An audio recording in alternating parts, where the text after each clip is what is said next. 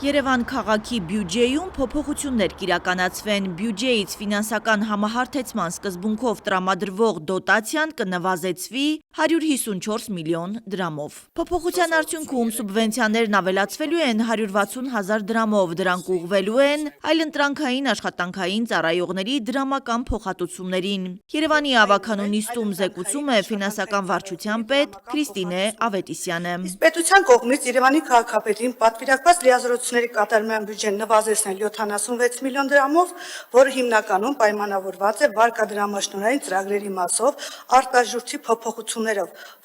որոնք արդեն ըստ ծրագրային նպատակայնությամբ կարտացոլվում են Երևան քաղաքի բյուջեի ծախսային մասում։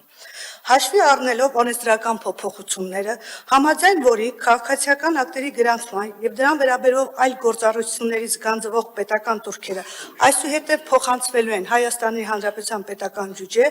առաջարկվում է համապատասխան եկամտատեսակը նվազեցնել 120 միլիոն դրամով։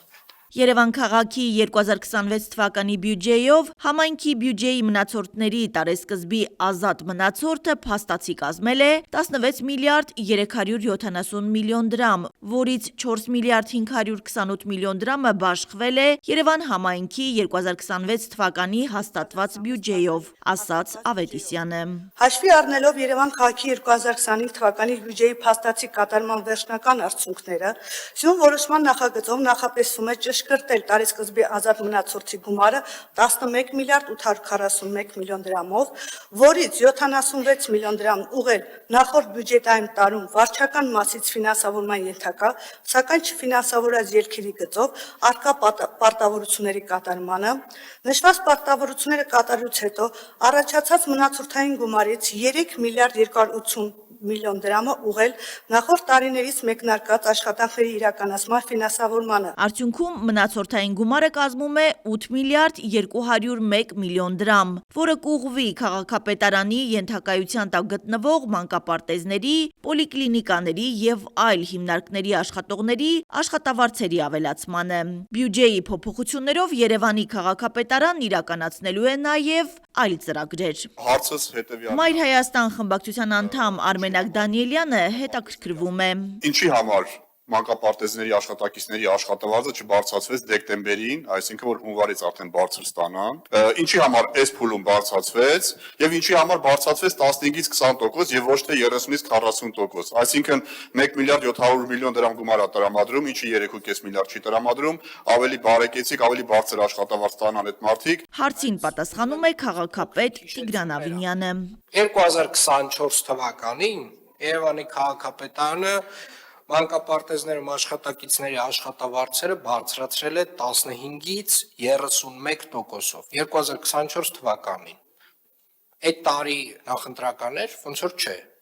2025 թվականին գրադարանների աշխատակիցների աշխատավարձերը բարձրացրել է 15%-ով։ Երաժշտական եւ արվեստի դպրոցների աշխատակիցների աշխատավարձը բարձրացրել է։ Մեր մշակութային կենտրոնների, մարզադպրոցների աշխատակիցների աշխատավարձերը նախորդ տարի 30%-ով բարձրացրել է։ Ավինյանն ընդդիմության ներկայացուցչի մեղադրանքներին ի պատասխան նշում է, որ իրենք ամեն տարի են աշխատավարձեր բարձրացնում։ Ինչ ենք հիմա անում, պարոն Դանիելյան, որովհետև կառավարությունը շատ կարևոր մի որոշում է կայացրել առողջապահական ապահովագրության վերաբերյալ եւ նոր ծրագիր է անում։ Այս աշխատավարձերի բարձրացումը մեզ թույլ է տալու շատ եւ շատ մեր մանկապարտեզների աշխատակիցների 200,000 դրամի շեմը անցկացնել եւ այս մարդկանց նույնպես ներառել առողջապահական ապահովագրության շրջանակում։ Արմենակ Դանիելյանը քաղաքային իշխանությանը մեղադրում է նախընտրական շրջանում աշխատավարձերի բարձրացումով, ինչը եղավ նաև կառավարության օրինակով կենսաթոշակների հրատապ բարձրացմամբ։ Սա քաղաքական որոշում է եւ սա իմ կարծիքով ձեզ թելադրված որոշում է, որովհետեւ արժեվում ընտրություններ կան եւ որպեսզի այդ մարդկանց սիրաշահեք կամ այդ մարդկանց սիրտը գրավեք, սա ձեզ թելադրվել է, որպեսզի բարձրացվի ու բարձրացվել է շատ սիմվոլիկ ամսում, էլի մայիս ամսի աշխատավարձը, որ բարձրացվել է, այդ մարդիկ ստանալու են հունիսի 3-ին, 4-ին, 5-ին եւ հունիսի 7-ին գնալու են ընտրության։ Պարոն Դանիելյան, այո, դուք ճիշտ եք, սա թելադրված որոշում է եւ Այս որոշումը ինձ թելադրված է բանկապարտեզների աշխատակիցների կողմից։ Աշխատավարձերի թեմայից Մեսրոպ Մանուկյանն անցում է կատարում ասֆալտապատման խնդիրներին։ Ֆռում գրում եք ձեր զարգացման ծրագրի մեջ 65% դրական շարժ ունենք ասֆալտապատման մեջ։ Քաղաքացիները այդպես բան են ասել։ Սուտ։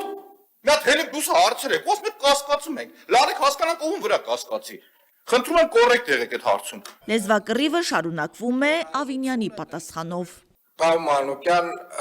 կոռեկտության կոչերը առաջին հերթին երևի թե առավոտյան հայլու առաջ ինքներդ ձեզ կանեք, որովհետև ձեր տոնայնությունը տենց կոռեկտության, չեմ ասի, տենց անցնում եք, բայց տենց շատ սահմանային մոտ եք, էլի, մեկ-մեկ անցնում եք, մեկ-մեկ տենց հետ եք գալի բան, տենց այդ ելևեջները այդքան էլ կոռեկտ ելևեջներ չեն։ Մեսրոպ Մանուկյանը պարզաբանում է, որ ինքը ցանկանում էր զեկուցվող հարցից խոսել, բայց Ավինյանը մեղվի բույնը քանդեց։ Ձերը, որն ասում եք մեր ձևով անում ենք, ձերը ձեր ձևով չի։ Ձերը ասենք չանենքն է։ Հիմա սկսեմ, այս ունեի պահած, էլի, նախընտրական քարոզարշավի ժամանակ ժողովրդին ասե ու խաբել եք ՔՊ-ականներ։ Մինչև 2025 թվականը կառուցելու ենք Մերքոնյան Իսակով Արշակունյաց Պողոտանները կապող շուրջ 2 կիլոմետր ճանապարհը, որը այս տարի ասում ենք կսկսենք։ Սուտ, ասե խաբել եք մարդկանց, որ 25-ին պատրաստ է լինելու։ 25-ին կառուցելու ենք Արշակունյաց Գրիգոր Լուսավորի ճանապարհային նոր հանգույցը։